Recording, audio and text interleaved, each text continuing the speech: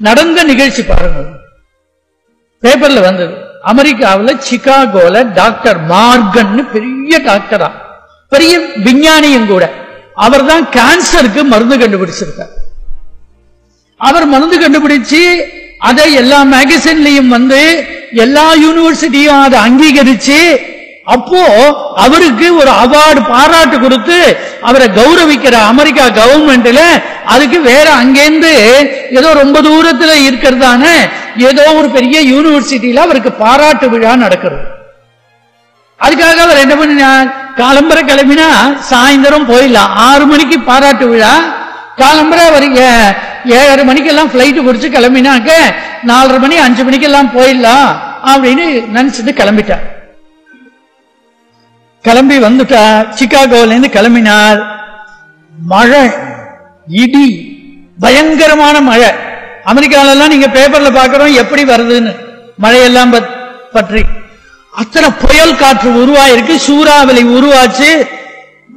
பிளேனை இறக்கிவிட்டான். பக்கத்தில் இருந்த ஏர்போர்ட்ல இறக்கியாச்சு. இறங்கினது 1 மணி நேரம் ஆச்சு, 2 மணி நேரம் ஆச்சு. வெயிட் பண்ணிட்டு இருக்கான் ஏர்போர்ட்ல. அவரே ஒரு ஏர்போர்ட் மேனேஜர் போய் கேட்டார். அவர் சொன்னார், சார் இன்னும் வானிலை சரியானாதான் நாங்க பிளேனை இது பண்ணுவோம், அது எப்ப சரியாகும் தெரியல, பயங்கரமான காத்து, பயங்கரமான மழையா இருக்கு, என்ன பண்றதுன்னு தெரியல. அப்புறம் தான் அந்த ஊருக்கு போகணும். தான் யாருன்னு சொல்லிக்கல, சொன்னாலும் அவனுக்கு தெரியுமோ தெரியாதோ. அந்த ஊருக்கு போகணும், அவசரமா போகணும்.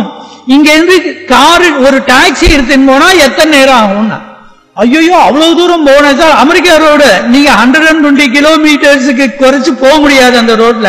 அப்படி போனாலே நீங்க 4:30 மணி நேரம் ஆகும் சார். மணி வந்து பாருங்க, இப்ப 12:30 1 மணி ஆக போறது. நீங்க டாக்ஸி வேணாலும் அவங்களுக்கு ஏற்பாடு பண்ணி தரட்டுமான்னா, அப்பா ரொம்ப நான் நன்றி உடையவிடா இருப்பேன், ஏற்பாடு பண்ணி கொடுனா. ஏற்பாடு பண்ணி கொடுத்துட்டா. 1:15 கிளம்பி இருக்கார். கிளம்பியாச்சு. போனா மழை வலுக்கிறது, எங்க போறோம்னு தெரியல, ரோடே தெரியல. டிரைவர் சொன்னா, சாமி இந்த மழையில இப்பவே இருட்டி போக ஆரம்பிச்சது, நான் எப்படிங்க டிரைவ் பண்ணுவேன்னா, போயிடலாம் போங்கன்னா. போயிட்டே இருந்தா எங்கேயோ ரூட்டு விட்டுட்டான், எங்கேயோ திரும்பிட்டான். திரும்பினாக்க பார்த்தார், அவர் மணியை பார்த்தார், மணி 5:30. அப்பா இனிமே போய் பிரயோஜனம் இல்ல, நம்ம ஏதோ வேகமாகவும் போக முடியல, ஸ்பீடும் இல்ல, அதனால திரும்பிட்டான். திரும்பினதும் எங்கேயான வழக்கு வெளிச்சம் தெரியறதா பாருன்னா, தெரிஞ்சா இங்க ஒரு வீட்டுல தெரியறதுன்னா, சரி நிறுத்தினாக்க அந்த காம்பவுண்ட் கேட்டை திறந்து, அப்புறம் அந்த சுத்தி காம்பவுண்ட் போட்டிருக்கான் கார்டன், அதை தாண்டிட்டு உள்ள போனா கதவு சாத்தி இருந்தது. தட்டினா அங்க இருந்து ஒரு 35-40 வயசு மதிக்கத்தக்க லேடி வந்தா, கதவை திறந்தா. அப்படியே நினைஞ்சுட்டு இருக்கா, டிரைவரும் நினைச்சுட்டு இருக்கான். டிரைவர், சார் நான் வண்டியெல்லாம் சரி பண்ணிட்டு ஓரமா நிறுத்திட்டு வரேன், நீங்க உள்ள போங்க. இவர் உள்ள போனார். எல்லா பேக் எல்லாம் அங்க வெளியே வச்சுட்டார். உள்ள போனார், ஷூவை அவுத்துட்டு உள்ள போனார். அப்புறம் அந்த அம்மா சொன்னா, டவல் தரேன், ரொம்ப நினைஞ்சிருக்கீங்க, தொடச்சுக்கோங்க. தொடச்சுட்டா. நீங்க ட்ரெஸ் ஏதான் தட்டுமானா, அம்மா அதெல்லாம் ஒண்ணும் வேண்டாம், தானே காஞ்சிடும் அப்படின்னு சொன்னா. அங்க உட்கார்ந்தா. கொஞ்சம் சூடா டீ தட்டுமா, கொடுங்க. எனக்கு இப்ப கொடுத்தா தேவையில்லை, நான் ரொம்ப டென்ஷனா வேற இருக்கேன். டீ கொடுத்தா. கொஞ்சம் பிரெட் இல்ல பிஸ்கட் தட்டுமா, கொடுமா, சாப்பிடுறேன். இதுக்குள்ள மணி 6:15.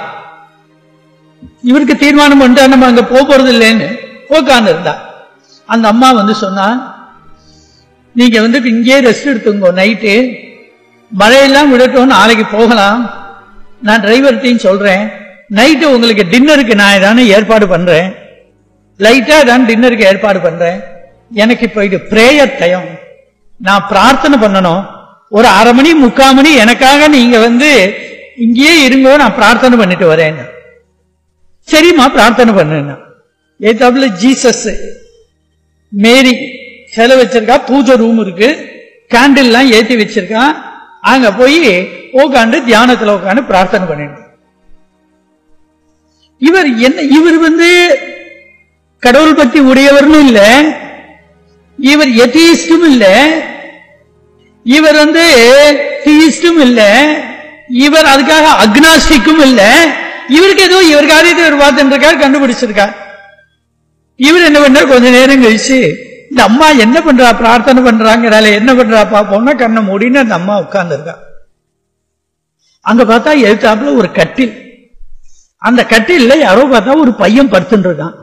அந்த பையனுக்கு 16-18 வயசு இருக்கும் போல் இருக்கு. நோஞ்சானா இருக்கான், எலும்பு தோலுமா இருக்கான், போர்வை போத்தி இருக்கு. ஹான்னு மூச்சு இழுத்துட்டு இருக்கான். அப்புறம் இவரும் கொஞ்ச நேரம் அங்கே இருந்தார். அப்புறம் இவருக்கும் உட்காந்து பிரார்த்தனை பண்ணும் போல இருந்தது. கீழே உட்கார்ந்துட்டா. அந்த அம்மாவுக்கு கொஞ்சம் தள்ளி கட்டிலுக்கு பக்கத்துல கண்ணை மூடின்னு உட்கார்ந்து இருந்தார். மணி 7:15 7:30 ஆச்சு. அந்த அம்மா தியானத்திலேருந்து எழுந்துட்டா. எழுந்துட்டு உங்களுக்கு தான் டின்னர் பண்ணட்டுமான்னா, அதெல்லாம் அப்புறம் பண்ணலாம், முதல்ல இது யாரு, ஏன் இப்படி உடம்பு சரியில்லாம படுத்துட்டு இருக்கான்? என்னோட பையன். அப்படியா? அவனுக்கு என்ன வியாதி? கேன்சர். ஏன் வைத்தியம் பார்க்கலையா? பார்த்தோம், எல்லா டாக்டர்ட்டையும் காமிச்சோம், இதுக்கெல்லாம் ஒத்தரும் தீர்க்க முடியாது. இதை தீர்க்கிறதுக்கு ஒருத்தர் தான் இருக்கா. அவர் பேரு டாக்டர் மார்கன்னு பேரு. அவர் சிகாகோல இருக்கார். அவர் தான் இதை பண்ண முடியும். ஆனா அவருக்கு எப்படி போறது, அவருக்கு ஃபீஸ் நிறைய கொடுக்கணும், அவர் என்ன மருந்து கொடுப்பான்னு தெரியாது அப்படின்னு எல்லாம் எல்லாரும் சொன்னா, எனக்கு அதுக்கு வசதியும் இல்லை, எனக்கு சிகாகோ எங்க இருக்குன்னு தெரியாது, நான் என்ன பண்ண முடியும்? நான் என் தெய்வத்துக்கிட்ட தான் பிரார்த்தனை பண்ணிட்டு இருக்கேன். எத்தனை வருஷமாமா பிரார்த்தனை பண்றேன்? 5 வருஷமா மருந்தே நிறுத்திட்டேன். என் பையனை காப்பாற்றணும், உங்ககிட்ட ஒப்படைச்சாச்சு, உன் பொறுப்பு ஜீசஸ் கிட்ட ஒப்படைச்சிட்டேன், என் சுமையெல்லாம் உங்ககிட்ட இறக்கிட்டேன், நீ காப்பாற்றணும் அப்படின்னு பிரார்த்தனை பண்ணிட்டு இருக்கேன்னா அழுதுட்டார் இவர். பத்தியா, இவளுடைய பிரார்த்தனை எங்கோ இருந்த அந்த மார்க்கன் டாக்டரை எங்கேயோ பயணம் பண்ண வச்சு எங்கேயோ இறக்கி இவர் வீட்டுக்கு கொண்டு வந்ததே சார். இதை விட என்ன பிரத்யட்சமான பிரமாணம் நமக்கு வேணும்? அந்த தெய்வம் இருக்கு, நம்முடைய பிரார்த்தனை அது கேட்கிறது, அது நடத்தி வைக்கிறதுனாக்க இது எதுவும் அன்னைக்கு புராண காலத்து கதையே இல்லை. இப்ப இந்த நூற்றாண்டுல இப்போ 5 வருஷத்துக்குள்ள 3 வருஷத்துக்கு முன்னாடி நடந்தது. பெரியவா சொல்றா, அதுக்காகத்தான் நம்ம பகவானை பிரார்த்தனை பண்ணணும். அதனாலதான் நம்ம பெரியவா எல்லாம் இதுக்கு சம்புன்னு பேர் வச்சிருக்கா. அவருக்கு ஏன் தெரியுமா? சம்ன சுகம் யகா சுகம் ததாதி இதி சம்புஹு. எவர் தன்னை அண்டியவர்களுக்கு சுகத்தை கொடுப்பானோ அவன்தான் சம்பு. ஆகையினாலே நாம் மனசாந்தியா பரம பக்தியோடு கூட யார்கிட்ட போய் பிரார்த்தனை பண்ண முடியும்? இல்ல யார்ட்டையாலும் என் பையனுக்கு வைத்தியம் பண்ணணும், பணம் கொடுன்னு கேட்டா கிண்டல் பண்ணுவான். அதுக்கு ஆயுசு இருந்தா பொழைச்சுக்கிறான், இல்லைன்னா விட்டுடுவா. அந்த டாக்டர் என்ன பண்ணினாரு தெரியுமோ?